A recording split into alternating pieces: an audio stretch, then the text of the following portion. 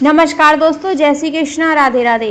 दोस्तों, इस वीडियो में हम आपको रविवार व्रत की पूजा विधि, रविवार व्रत का फल, रविवार व्रत की सामग्री, क्या करना चाहिए व्रत में, क्या नहीं करना चाहिए, सारी जानकारी देंगे और साथ में रविवार के दिन सुनी जाने वाली कथा के बारे में भी बताएंगे।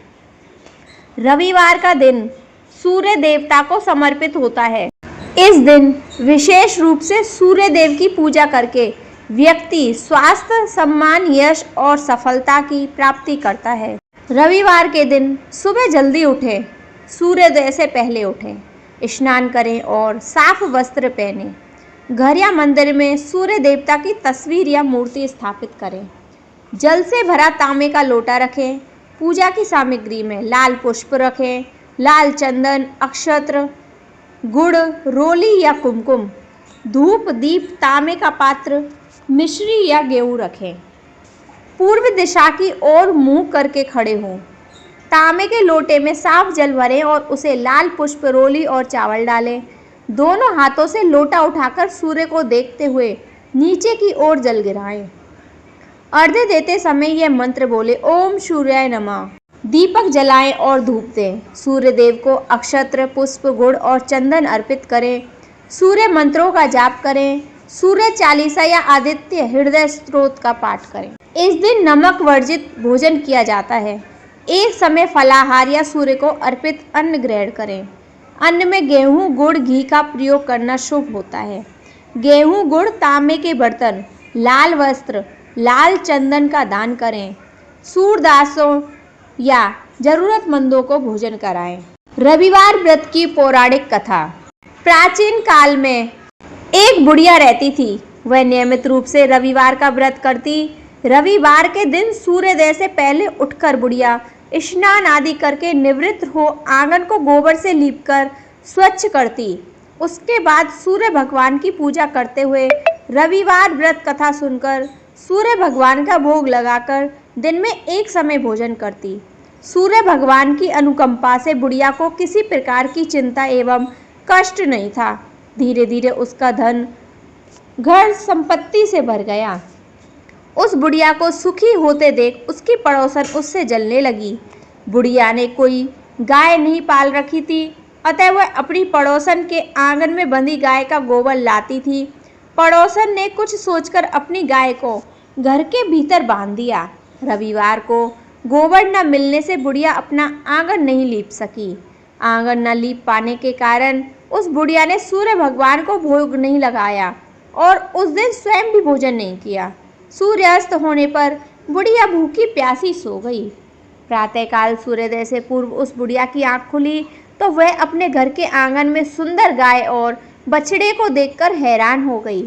गाय को आंगन में बांधकर उसने जल्दी से उसे चारा लाकर खिलाया। पड़ोसन ने उस बुढ़िया के आंगन में बंधी सुंदर गाय और बछड़े को देखा तो वह उससे और अधिक जलने लगी। तभी गाय ने सोने का गोबर किया। गोबर को देखते ही पड़ोसन की आंखें फट गई। पड़ोसन ने उस बुढ़िया को आसपास न पाकर तुरंत उस गोबर को उठाया और अपने घर ले गई तथा अपनी गाय का गोबर वहां रख आई।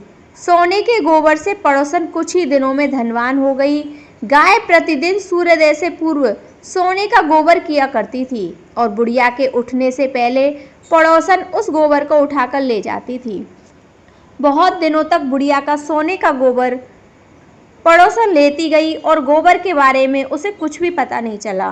बुढ़िया पहले की तरह हर रविवार को भगवान सूर्य देव का व्रत करती रही और कथा सुनती रही। लेकिन सूर्य भगवान को जब पड़ोसन की चालाकी का पता चला तो उन्होंने तेज आंधी चलाई। आंधी का प्रकोप देखकर बुढ़िया ने गाय को घर के भीतर बांध दिया।